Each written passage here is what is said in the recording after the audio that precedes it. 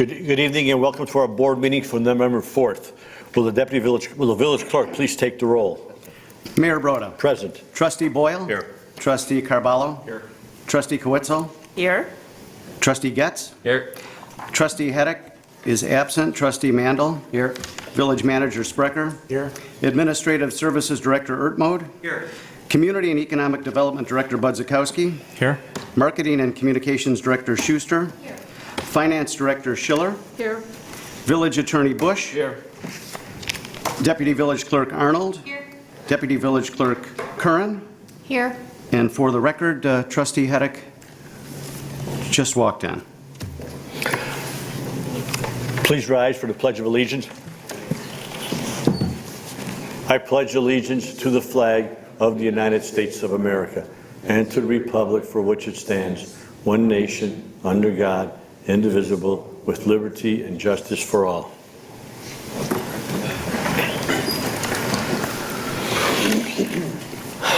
At this time, I will turn the meeting over to Village Clerk Seaton. Thank you, Mayor. Visitors are most welcome to all meetings of the Village Board. Persons wishing to discuss an item that is on the agenda may address the board at the time the item is being discussed. Please raise your hand when the item is announced and wait to be recognized by the mayor. It is requested that if possible, one spokesperson for a group be appointed to present the views of the entire group. Anyone wishing to discuss a topic that is not on the pre-printed agenda may address the Village Board during the open forum portion of the meeting. Speakers who are recognized are asked to step to the podium and state their name, address, and the group they are representing prior to addressing the Village Board. There will be a 5-minute time limit per speaker. And at this time, ladies and gentlemen, it's requested that all cell phones and pagers please be turned off. Thank you. Mayor, turning to our agenda and non-agenda audience participation segment this evening, we do not have anyone who has signed in. So with that, I would look for meeting minute approval of the Village Board Workshop meeting of October 14th, 2013. I move to approve the meeting minutes as presented.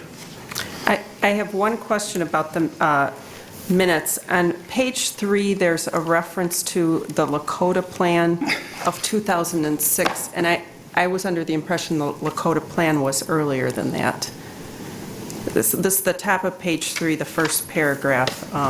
It says when they did the Lakota Plan in 2006, and I was just... It's actually 1999. Okay. If we make those adjustments, that would be sufficient. Any other discussion? I need we need a second. Okay, thank you. I'm sorry. We have a motion and a second. With the adjustments. With the adjustment. Hearing no further discussion, all those in favor, indicate by saying aye. Aye. Those opposed? Hearing none, motion carries. Mayor, under meeting announcements, unless otherwise noted, the meetings are at 7 p.m. and they're located here at the Village Hall. Coffee with the Mayor will take place on November 5th from 9 a.m. until 10 a.m., and that's an opportunity for you to meet with Mayor Broda. Police Pension Fund will meet at the Police Department on November 5th and November 12th. The Board of Fire and Police Commission will meet on November 6th at 8 a.m., and the Village Board Workshop meeting will be held on November 11th. Mayor, that concludes my portion of the agenda. Thank you, Clerk Seaton. Moving on our agenda tonight, we have no items for presentation or proclamations. We'll go right into the omnibus vote agenda. Does anyone wish to have any items pulled from the omnibus vote agenda? If not, can I have a motion, please? I'd like to add number F1 to the omnibus, if there's no objections. I move to place agenda items 3B, 1 through 6, and F1 inclusively as omnibus vote agenda items. Further, I move that all items be considered together as the omnibus vote agenda. Second. We have a motion and a second. Hearing no further discussions, will the village clerk please take the roll? Trustee Getz, did you second the motion? Trustee Carballo. Okay. Thank you. Trustee Boyle? Aye. Trustee Carballo? Aye. Trustee Kowitzel? Aye. Trustee Getz? Aye. Trustee Hedek? Aye. Trustee Mandel? Aye. Mayor Broda. Aye, and motion carries. I move to adopt agenda items 3B, 1 through 6, and F1 inclusively on the omnibus vote agenda in a single group pursuant to the omnibus vote procedures specified in the Illinois Municipal Code. Second. There's a motion and second. Hearing no further discussion, will the village clerk please take the roll? Trustee Boyle? Aye. Trustee Mandel? Aye. Trustee Carballo? Aye. Trustee Quetzel? Aye. Trustee Getz? Aye. Trustee Heddick? Aye. Mayor Broden. Aye, and motion carries. We have no items for public hearing, final action, or first reading. We'll go right into open forum. Is there anyone in the audience that wishes to speak that did not sign up? Let the record show that there's none. We'll go on to village staff, Manager Sprecher. I'll turn the first item over to our Finance Director, Kim Schiller. Good evening. Before you, we have our first presentation for the tax levy for 2013 levy year. The tax levy is required, the ordinance is required to be filed with the county by the last Tuesday of December, which for this year will be December 31st. So our recommendation is to have the tax levy ordinance on for the December 2nd meeting. As you will note in the correspondence, our police pension fund meeting is tomorrow, and they will be discussing the levy recommendation for the pension fund after a presentation by the actuary. So they have not made their recommendation yet, which is part of the process. So we have put in the estimate, or the amount that was included in the actuarial valuation with the assumptions that we have used in the past. And so that's the number that's in this presentation this evening. They may or may not agree with this number, or they may request a different amount. If that is the case, we can discuss this again at the December 2nd meeting and still have time to approve the ordinance at the December 16th meeting in time to meet that filing deadline. So with that caveat in mind, we still wanted to make the presentation to get some feedback and some discussion about where we want to go with the levy for this year.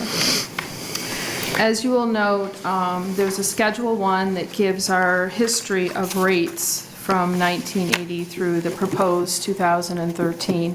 Keep in mind the 2013 rate it's just an estimate at this point. In all of the options, the way the process works is the village actually levies a dollar amount, and based on what the assessed valuations actually turn out to be is how the rate is determined. So keep in mind these rates included in here are just estimates, except for the first column that gives us the 2012 levy. Obviously, that is our rate from that levy year. The three options that we have included in here for consideration is what we have done historically over the past two levy presentations, I believe, where we've had option 1, which is the extent of our tax cap amount, and considering the estimate of new construction amount that was received from the township assessor. Again, that new construction amount is just an estimate at this point. We won't have any final numbers until March of 2014 when we get our tentative levy information from DuPage County. And then option 2 is where we would leave the tax levy extension the same as we did for the 2012 levy. Again, we levy the dollar amount, so that would be a fixed amount, and the rate will change. So the rate wouldn't necessarily be what it was in 2012 because of any changes in the EAV. So it's in the formula as it's calculated. And then the option 3 is if we leave the rate, or our estimate of the rate, the same, and what we would estimate based on a rate the tax levy amount would be. So that's what's included in option 3. Amongst the 3 options, we have left the IMRF amount the same. That was based on our change in our rate for the 2014 calendar year. We did see a decrease in our rate, so we did coincide the decrease with the levy amount based on that decrease of the rate, which we did get from IMRF. We also kept the police pension portion the same, again, with the caveat that the pension board has not met yet, and they will be making a recommendation. I anticipate that during tomorrow night's meeting. So if there's any changes, then we would present that to you. And also the liability insurance and the crossing guard components are the same amongst all three options, which those are the amounts that are needed to cover those programs. So the changes really are in two line items, other than the bottom line. The two line items being corporate and police protection, both of which go towards police department salaries. Keep in mind that those numbers don't completely cover police department salaries, let alone all the operations, nor does it cover any of the other departments within the village. So just keep that in mind.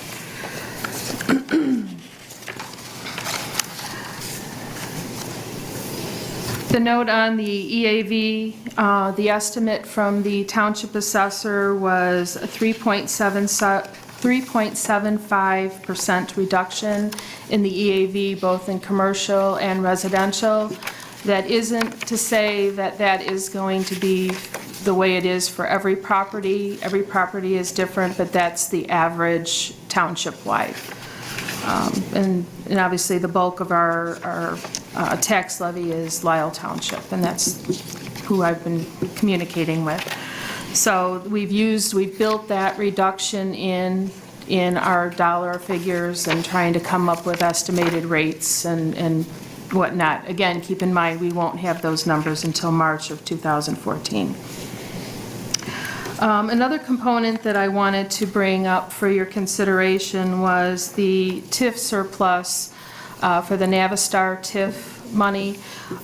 Per the agreement we have with Navistar, we will declare a surplus, and I estimate that to be, or feel fairly confident that the amount that'll come back to the village will be $48,477. That is historically we've used for capital-related items. I believe this year we put it in for the community sign. That's something else that you can consider if we want to continue that practice, or if we want to somehow build it into the levy issue, either abate or whatever. Those are our options. I will be glad to try and answer any questions that you may have, or know your thoughts, or... Does anybody have any questions or comments of Kim at this point? I know she gave a brief explanation of what it's entailed, but I know it's a lot more complicated than a brief explanation. So if you have any questions, just ask, and she'll try to explain it tonight. If not, the next step will be in our agenda, put on our agenda for December 2nd, I believe, is it? Yes, December 2nd, to move it forward for final action on December 15th, correct? Well, we could do December 2nd final action if the police pension board recommendation is the same as we Okay. have in here. If not, then we'll probably come back with we anticipate coming back with the revisions on December 2nd, and then we would approve it on the 16th. I'm sorry, when does it need to be finally decided? Is it by the end of the year? It has to be filed with DuPage County by December 31st, the last Tuesday of December. And right now, the only numbers that you think are somewhat in fluctuation then is a police protector, or the pension? Right.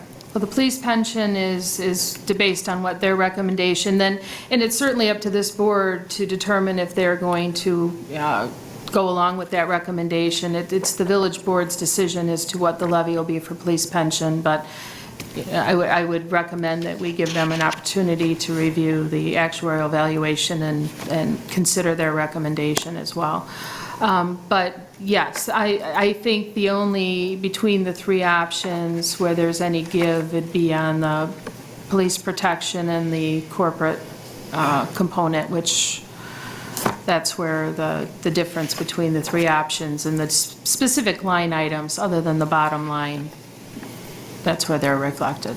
And when do you anticipate getting more information on the corporate that would fine-tune those numbers further?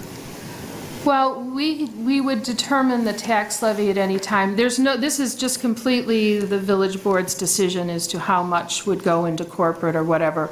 We're under the tax cap in all of our options, so there isn't going to be anything as far as the county would have to be adjusting, other than sometimes if they have small adjustments. But for the most part, this is it's your choice as to which of the bottom lines, and each of the bottom lines then would affect those two different, the police services and the corporate line items within the levy. Trustee Kwitzel? I thought it'd be nice, just in the interest of transparency, of discussion and consideration here, and given your gift for explaining things in a very clear manner, if you would just speak a moment to the tax cap and how it affects the levy, and also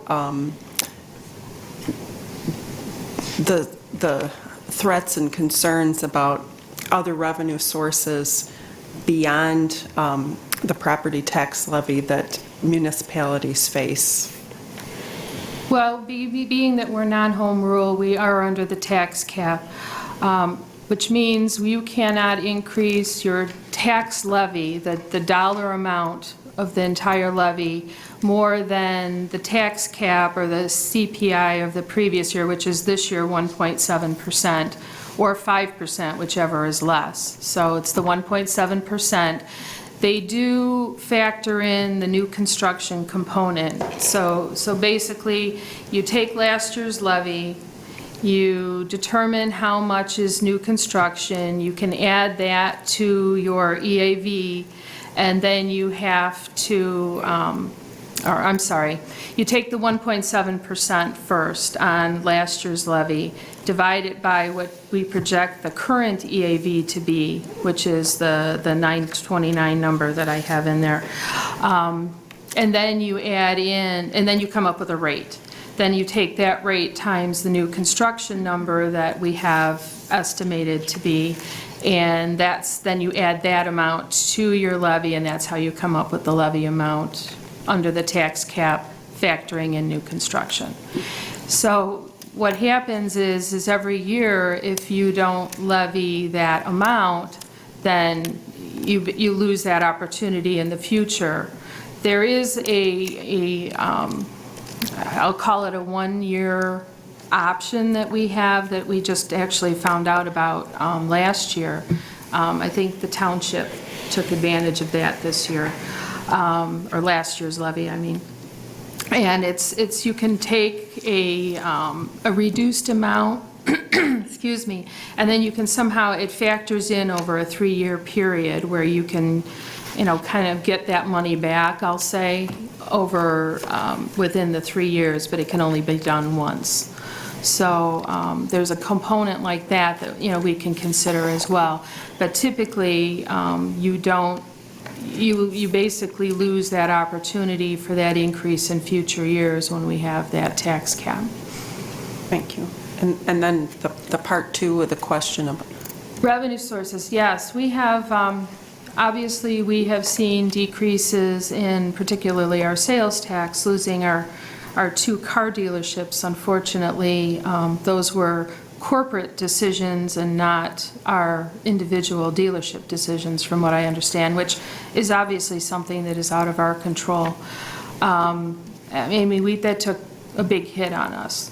Or we took a big hit with that. We also are unsure as to the state income tax issues with the state. Once that sunsets under the current formula, if they don't change that formula back to the way it was, then we'll be losing money there.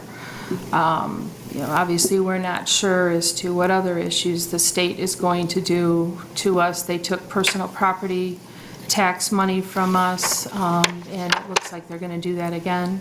So, we're looking at very unknown, very unsure options. And we are just starting our budget process now. So actually, departments' budgets were due last Friday, and we'll be evaluating those and putting it all together now. And we're working on the revenues, which, they are what they are, and there's not a whole lot of opportunities. I mean, we have a few other tax opportunities, but we're not proposing any of that at this point, and I don't envision that we will.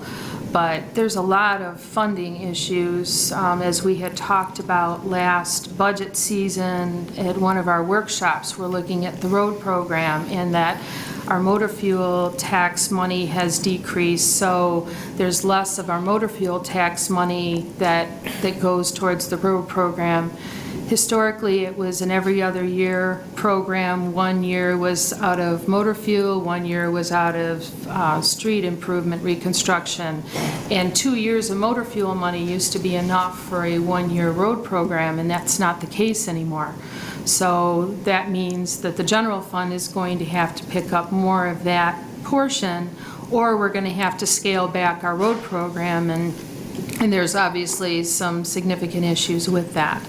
So we have increased the number of years between road programs and that over the last number of years to get us through some tough times, and we've done okay with it, but it's certainly something that we're going to have to keep an eye on. And I don't mean to get into a lengthy budget discussion, because I know we'll have plenty of that in the near future, but those are some of the issues. And then, obviously we have had levy discussions and all sorts of other things that, we need to really start having conversations on more, and funding. I mean, it's huge. So, those are some of the things we're facing and some of our concerns. Hence our recommendation that we would do the option 1, keeping in mind that we also have an opportunity come March when we do get numbers from the county, and we'll be obviously a lot farther along in our budget process. We can determine if we want to abate some of the taxes at that point, we could. So, I mean, that is an option. We have not done that historically, but it is an option, and it's mentioned in here. So I don't know if that's a long, drawn-out answer to your question, and if I've covered it all, but... Thank you, yes. Yeah, well, what I'll add, one other thing that's going on with the state, and Director Schiller highlighted some of it. I know that the paid emergency managers and the IML spent a lot of effort last year down in Springfield trying to hold off any takeover of the state income tax funds away from us as well. There's a bill now that didn't make it out of committee, but there's a bill passed, put in there by Representative Franks from Mangino, I think it is, Mandino, to eliminate the motor fuel tax for municipalities, and the state should be getting some of that money. So if we lose some of those revenues, I don't know how we're going to fix our streets. They'll have to come out of the general fund, and the general fund is tight where it is right now. So there's a lot of things, a lot of factors that's going to be affecting us this upcoming year, because they don't want to raise taxes in Springfield, but the solution is to take it away from the municipalities so they're not raising taxes. So what the reverse side will be, we'll have to go after additional revenue somehow to maintain our basic needs. So I think staff's recommendation is a good one to take tonight. So any other comments? Trustee Getz. Two questions. I understand it's an estimate as far as the, we've got our now 5th year in a row that we're looking at a decrease in, assessed valuation. And you had mentioned, that was based on a discussion you had with the township. Just interested, I mean, maybe a little bit more light on that, what the township was thinking as far as a 5th year in a row, and, fledgling economic recovery right now. I mean, do they see, when do they see things turning around, I guess? I would have thought maybe we would have had a little less of a devaluation this year. Well, keep in mind, the levy it's for 2013, and from what I understand, it goes back to January. It's basically as of January 1st, 2013. So it is going back a ways, is their process. I'm not sure where that comes from. That's just what he said has been an average across the township for the Village of Lisle properties. I really don't know what that's based on, quite frankly. I'm just going by his estimate.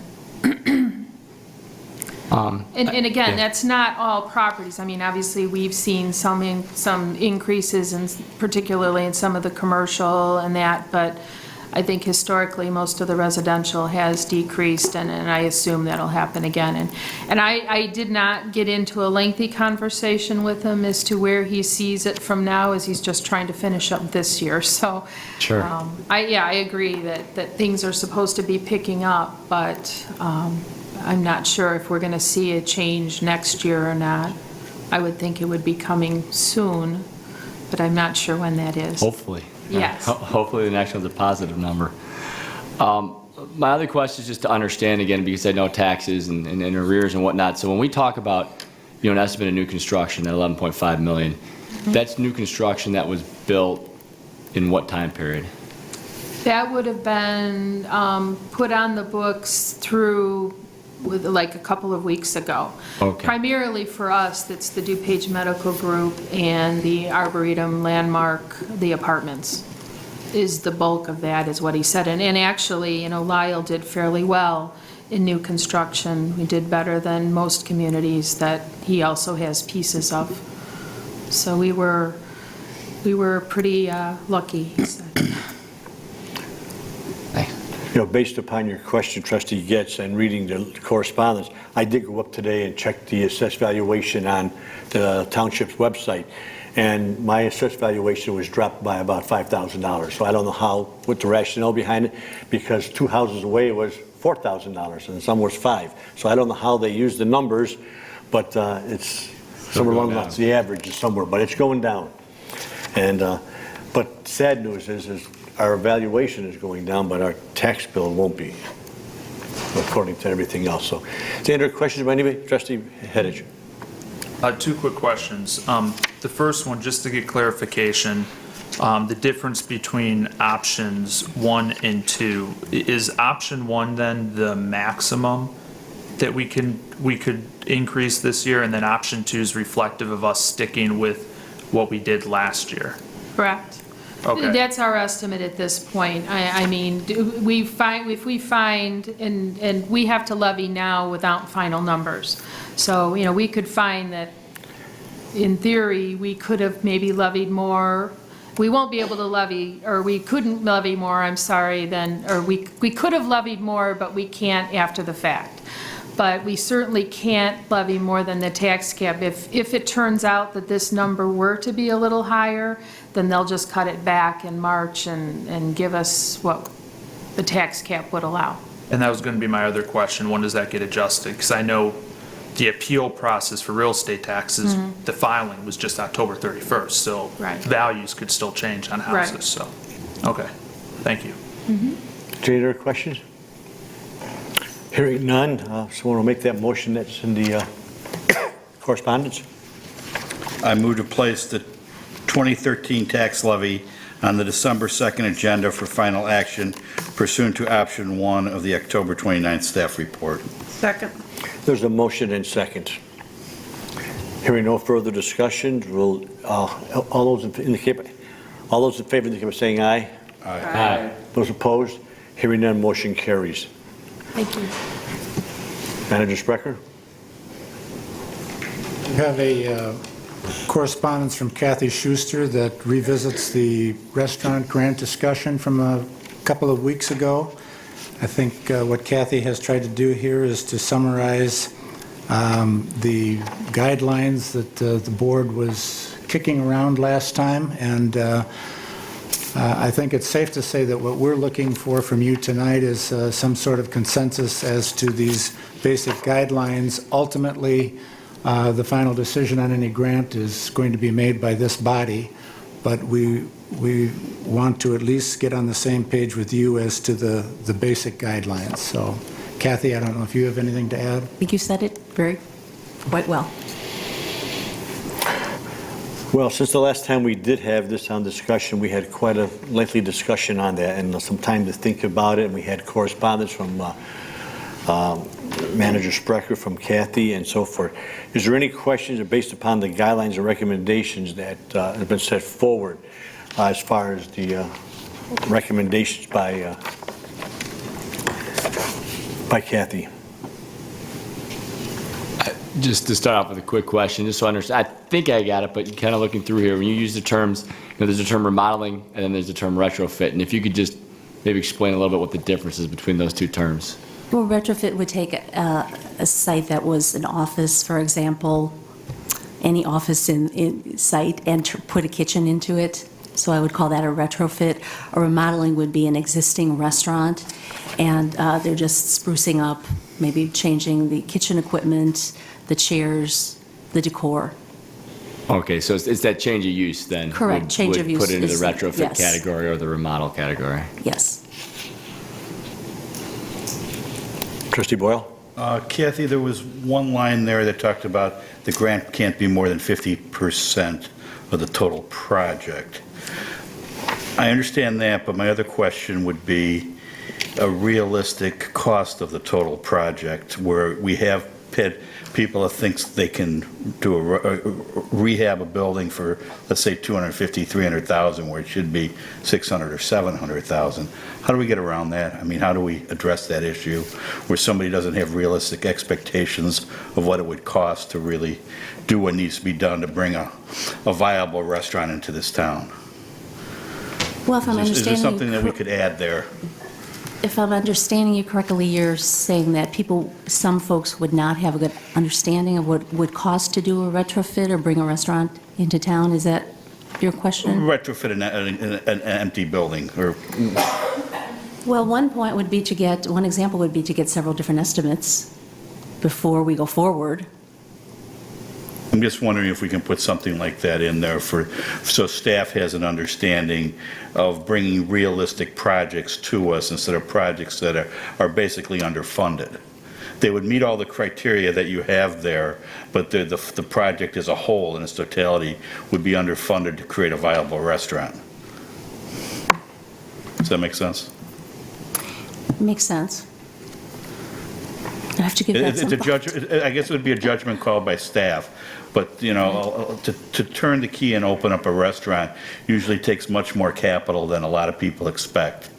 And I just want to make sure that we don't have unrealistic expectations from somebody coming in looking for half of what they really need plus the grant on top of it.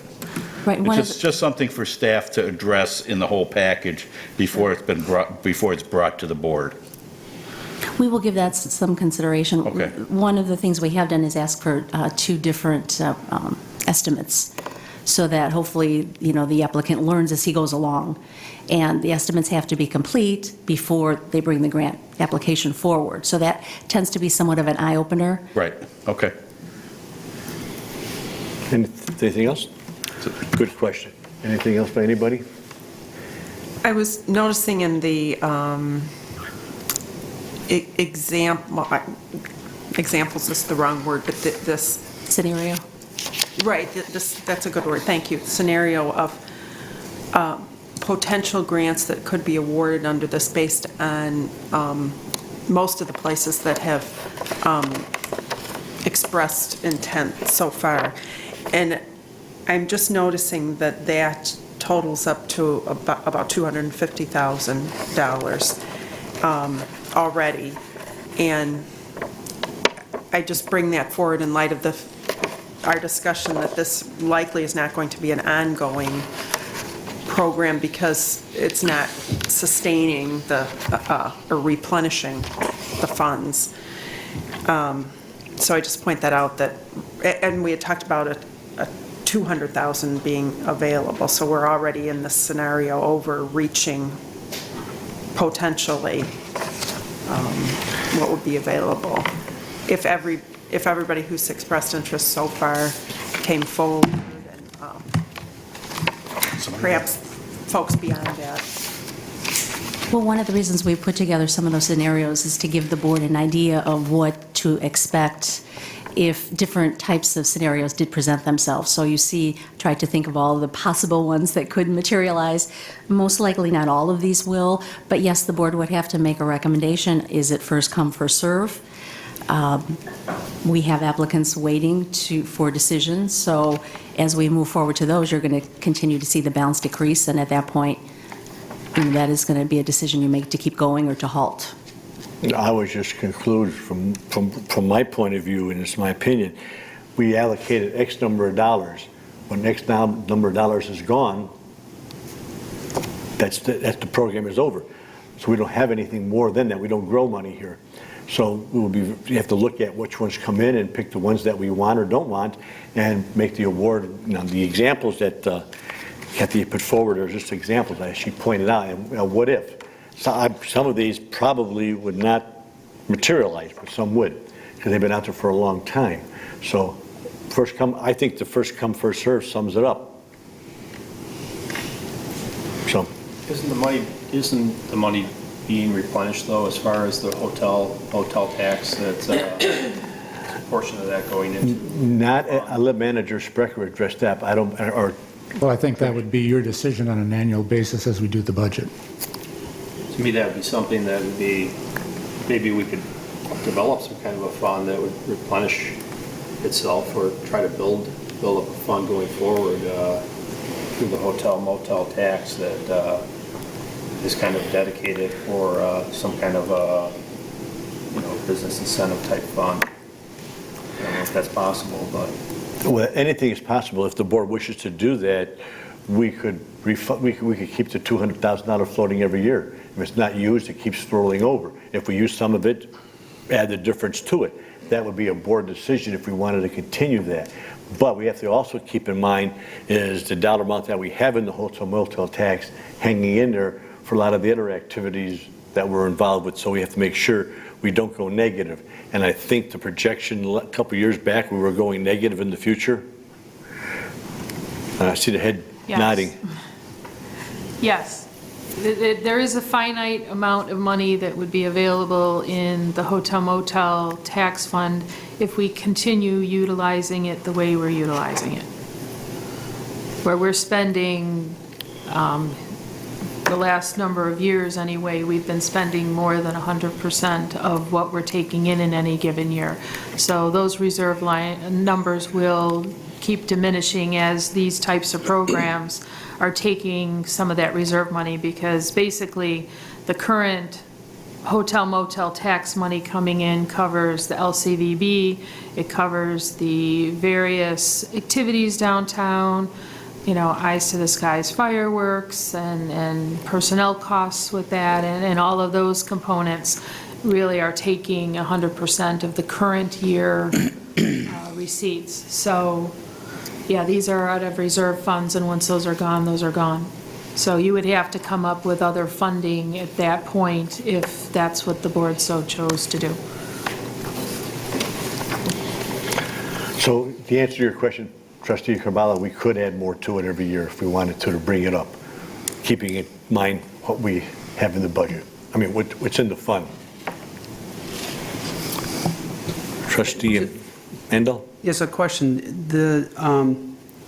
Below where you gave the examples of the various scenarios for each one of the projects, it said in all cases the applicant needs to fund a minimum of 50% of costs. Is that an example, or that's staff's recommendation? Well, those are the guidelines that we have used in the former grant programs. We never wanted the village to have more invested than the applicant. So we have always had that 50%, a minimum of 50% that the applicant would need to contribute as well.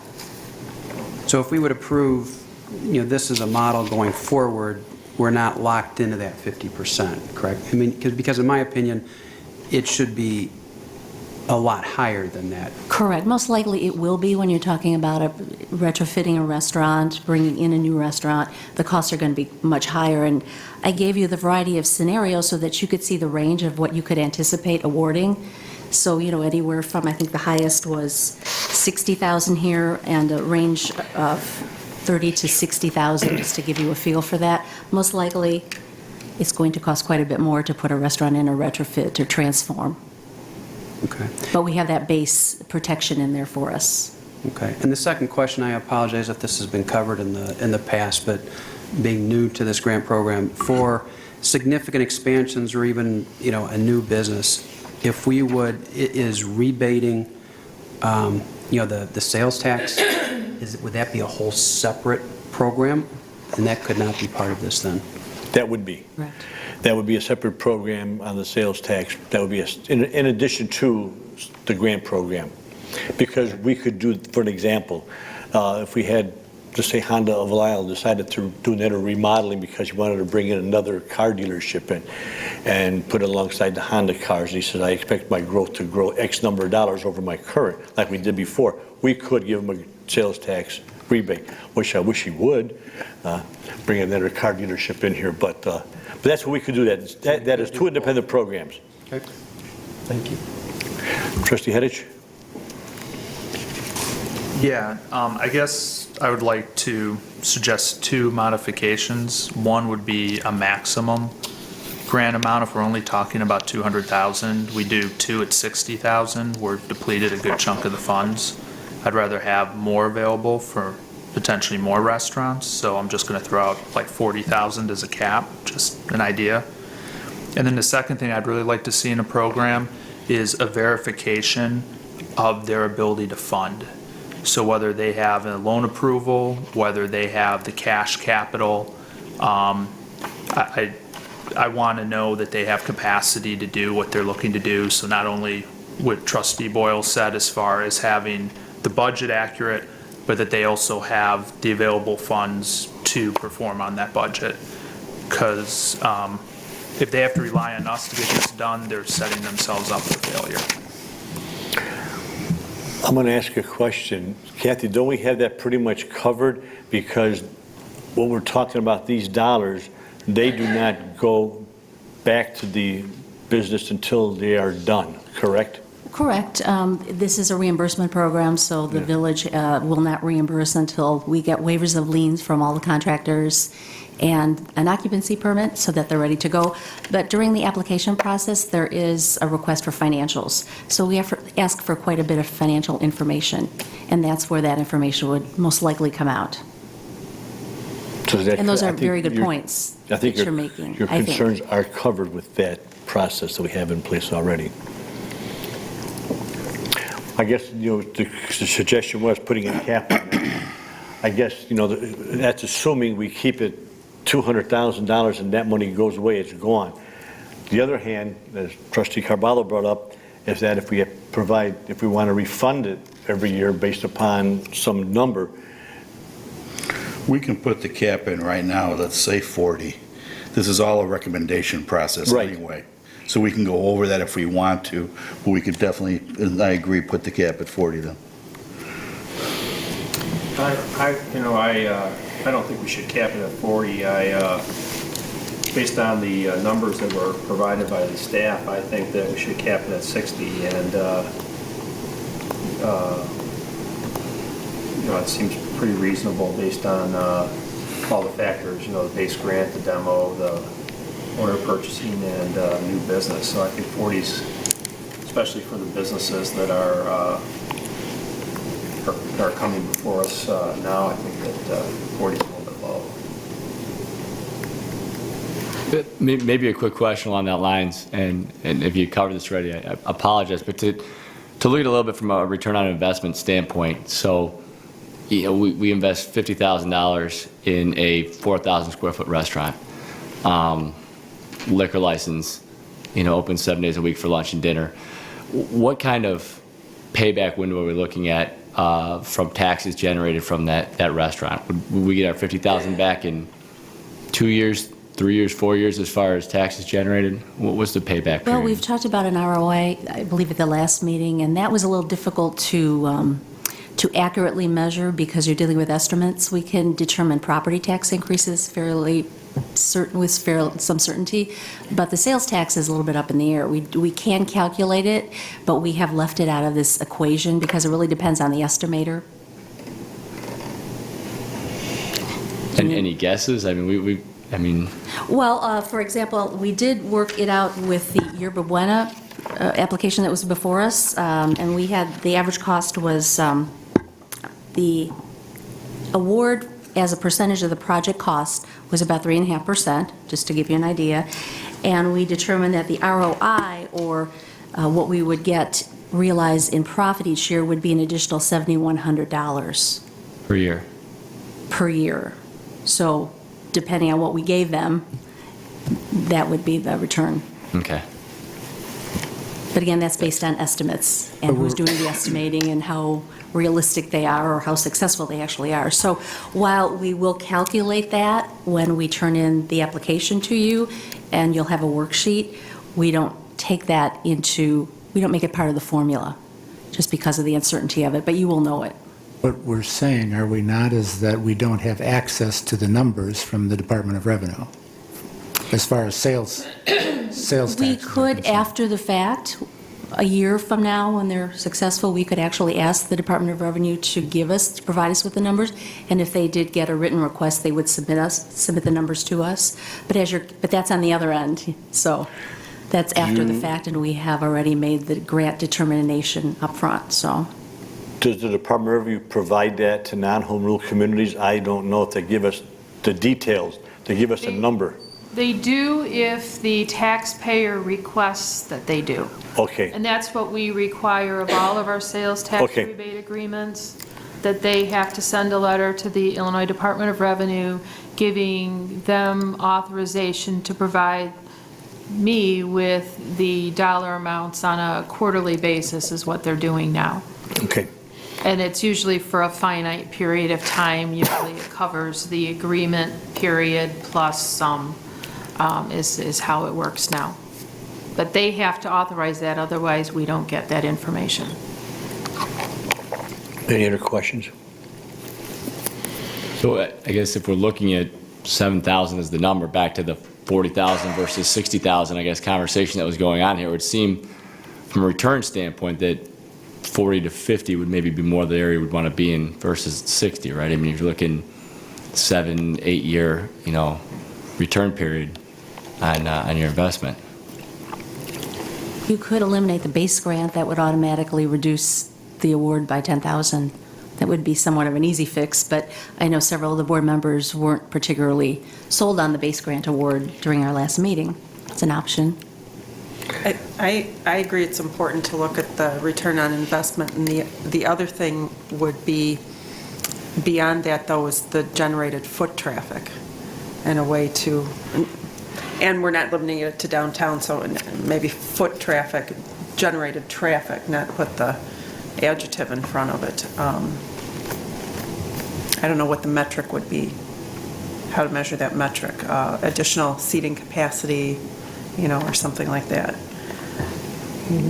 Well, a good metric is on a Friday or Saturday night, try to find a spot on Main Street. Sometimes it's difficult. But one of the things I would suggest, whatever we decide far as the program, when it comes right down to awarding a grant for any particular business, we still have the ultimate decision. The maximum could be 60, and it could be very easily a $40,000 based upon what we want to, what we have for evaluation and what we want to offer, or give. So we got ultimate control at the bottom line at the end of the day. So it's not like if we say the cap is 60, that means it's automatic. It's not automatic. It's based upon approval by the board. And I certainly think it would be appropriate in this forum now to address that. Ramey's very specifically isn't on here because of the other Stormwater potential. So I think they deserve to have that discussed further. Is that what we really want, or do we want to make a grant program distinct from what happens with stormwater and other things? Well, we have multiple tools for multiple reasons. To have, excuse me, Ramey's could have this tool plus the stormwater tool. It all depends on what we're trying to accomplish. Each situation is unique. It's not that you should only be able to do one or do the other. Yeah, I would agree. I would not be of the mindset that a potential, I like your use of tool, that a potential use of the stormwater tool would, I would not be of the mindset that that should preclude them from qualifying for this. I don't think it should preclude them, but I think it should be a factor that may reduce the amount of whatever grant they'd be entitled to, you know, because the value of the grant money would be going into the compensatory storage assistance that we're giving them. So that would be a factor that would go into it, maybe reduce the amount that they would get on a grant, but I think that, you know, they're entitled to the same type of grant that any other business would be entitled to. Well, right, and I think that's a good point, because to jump into Ramey's situation, if the variance goes through, they're not going to need compensatory storage from our ponds. So therefore, they'll have it on their parking lots if that variance goes through, and that's what we're hoping for would happen. So that would open them up to be qualified for a grant underneath some guidelines that we have here.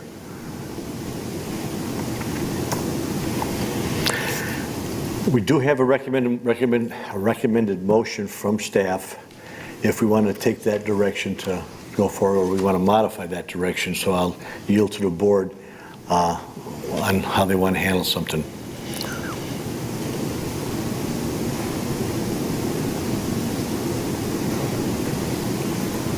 I move to approve the guidelines for a restaurant grant program as presented in the October 31st staff correspondence, capping at $40,000 and further authorizing staff to complete the necessary application documents for applicants. Second. There's a motion and second. Is there any additional discussion? Hearing none, I'm going to ask all those in favor by saying aye. Aye. Those opposed? Hearing none, motion carries. I would just oppose it based on the capping at 40,000. For the record, Trustee Carvalho opposes it. Voted nay. So we're okay with that one there. Thank you. We'll move forward. Now, the next item we have here, I know Miguel had called me the other day, wanted to be on the agenda to talk about where his status of his project is, and he's here tonight to talk about that. Right, Miguel? Yes. Pardon? I think I'll put you right now because we want maybe talk to us about what you're proposing and what you wanted to do, because he has more details that he wanted to share with us. And then, you know, we can take some action here if we want to for the next item on the agenda. Good evening. My name is Miguel. I represent Yerba Buena Mexican restaurant. And I'm here to hear your opinion about the grant, and also some other things have developed with 4734 and 4733, which is the Lisle Bank or Bank of America. We're negotiating something with Bank of America, or what it used to be back there. So we're considering, you know, either way we would like to follow up with grants, either way for 4734, or we're gonna have a meeting on Wednesday for the building across the street. And one of the things that come out is that based on the project that we have going on with the architect, the two-story building is great, but I also start considering that having 6,000 square feet in one floor would be better to create a better restaurant, and since it has additional potential for offices or things like that. So we're not set into the 4733, but it's something that we're considering right now. But of course, right now we almost done with the blueprints for 4734, and well, I was listening to some of your topics about the sales tax and the investment that you want to put into the restaurant grants. Well, restaurant grants, like for example, Yerba Buena in 2012, we brought close to $1.3 million. So basically, multiply that by 7.25, which is the tax. And that's basically the tax. I don't know how much cut you get out of the sales tax for the village of Lisle. 1%. 1%, okay. So, but I always look at it as a businessman. You have to look at it more political, and you have to look at it also as a business. A lot of times, when you repair, when you improve, you never get 100% of your investment. it takes years to get your investment come back to you. I see the investment we have done in downtown. We spent $21 million. I don't think we have get a couple millions back. And I think we are ready for repairs in some areas, and that's how it works. But we have to keep spending. We have to keep investing in business that makes Lisle a destination.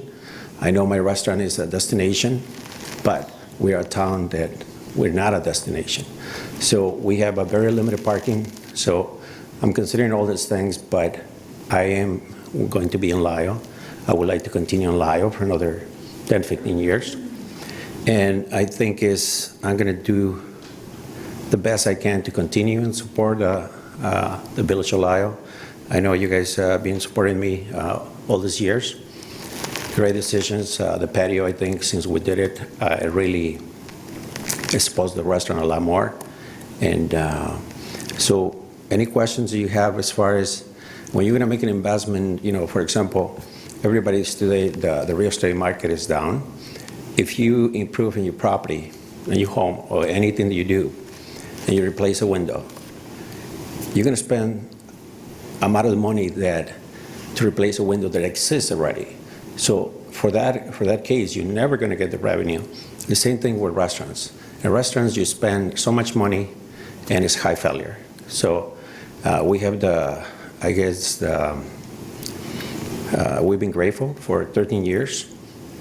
We've been growing slow, and I like to continue slow grow because I think it's easy to manage. And I think we're ready for something not bigger, but probably a little more better access and to grow a little bit more. But any questions that you might have about Yerba Buena, they're very clear. We already submit returns, all kind of paperwork that we provide every year to Kathy. And any financials, we can provide any financials. We already been approved by First American Bank for $1 million. So I'm estimating that for 4734, it could be a lot costly to build because of the flood zone. Not having a basement and have to build in the conditions where it's a little difficult, but it's not impossible. So I think every project, we have a lot of restaurants, and some restaurants going to be, the level of difficulty is going to be easier or more difficult. So I think the recommendations for the grant should be based for every case, because then, you might have a restaurant that is going to come with 300 people. Their needs is going to be different. The location, where it's going to be, requests for parking or any kinds of things. So every restaurant is going to be different. For my personal place, I think the building in 4730, it is difficult. You got two existing buildings that were built in the 1940s, and concerns on excavation and all those things, water storm, all those things makes a very difficult thing. And also the land is kind of narrow. So those are some of the things that I want to mention to you. Do you have any questions that you might be wondering about Yerba Buena that you would like to be answered by me today? I don't have a question, Miguel, but I do have a comment to make. And I think we talked about that briefly on Saturday when you had called me. For looking at the Bank of America building, you probably need to get a good handle on what it would cost to modify that restaurant. Yes. Or upgrade it, so you have a good number there, because I have no idea, because that's going to be a challenge for the way it is, so you need to understand what those costs are, and I think Tony can help you with a lot of that. In some of those cases, when you, like for example, when we came into Lisle, in my present location, I bought the place because I already have an existing, for a grease track, for an Ansel system, things there, mechanical, piping and things like that. And some kind of renovations depends, how how detailed or how things could be, but in a kitchen and the things that we anticipate to do in this place, we're probably looking about $300,000. That's the budget that I'm putting in place to buy the building, and then add $300,000 to make it not something, I don't believe in restaurants, using top-of-the-line products. I believe more about doing things on my own and cutting corners, but I believe probably in fresh food and good service and in a good product instead of spending it in a building.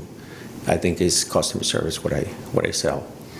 And so that could be a little more, $350,000, $400,000, but that's what we're looking into, fit in something in there. Is that for the interior only? Just for the interior. Okay. You do have a creative artistic touch. I've heard you talk before. I'm sorry? You have a creative artistic touch, as we were describing the 4734 building and what you wanted to do with it. But with 4733, have you given any thought to facade? No. Facade challenges or anything like that yet? I think. I know it's early in the game. I think the facade is very. It doesn't look like a restaurant, but I believe over time. I think the building looks good. I already talked with Sam in previous occasions, and we look at the property, and what I see is that the interior I can gain because it's a building that already have all the necessities from the sprinkle systems and everything. So basically, I noticed that they don't have restaurants, for example, in the first floor. They do have in the second and the basement, but I figure we had to create the whole atmosphere. So it's more about new hood, ENSO systems, grease tracks, things like that, and walls than in the core. So. I personally think that the 4733 building, which is the bank building, is that right? Yeah. I think that building is, my personal opinion, is poorly built. I think it's, it has no parking other than. Anthony, please turn on your microphone.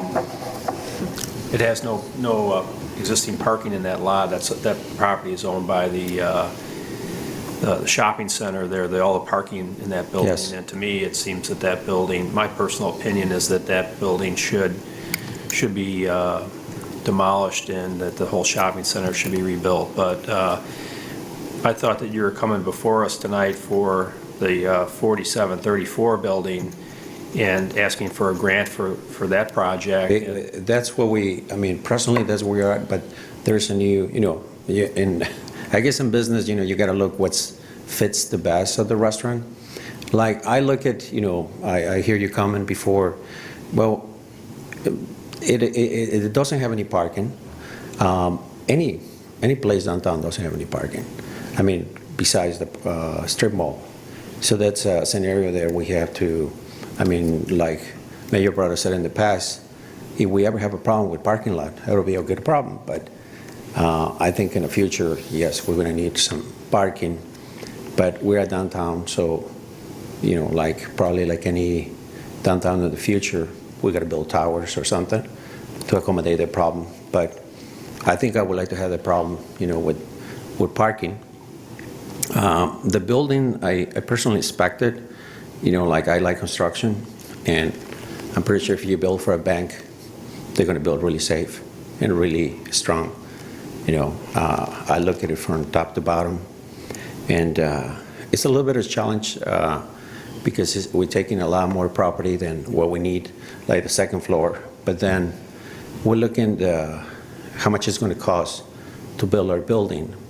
It could be $1 million. So the building is for $1 million right now. But we're negotiating to knock it down to bring it to the price where we can buy it for $800,000, $750,000, and then put the money to make it $1 million. And that way it won't delay it so much. And we will restore also 4734 as the conditions needed for the flood zone, not using the basement and bringing everything up, and redo a facade probably in that building. We've been approached by the building to be for rent quite a few times. But we don't know exactly it will go to 4733, but that's an option that we have today. But definitely, I feel very good about either way.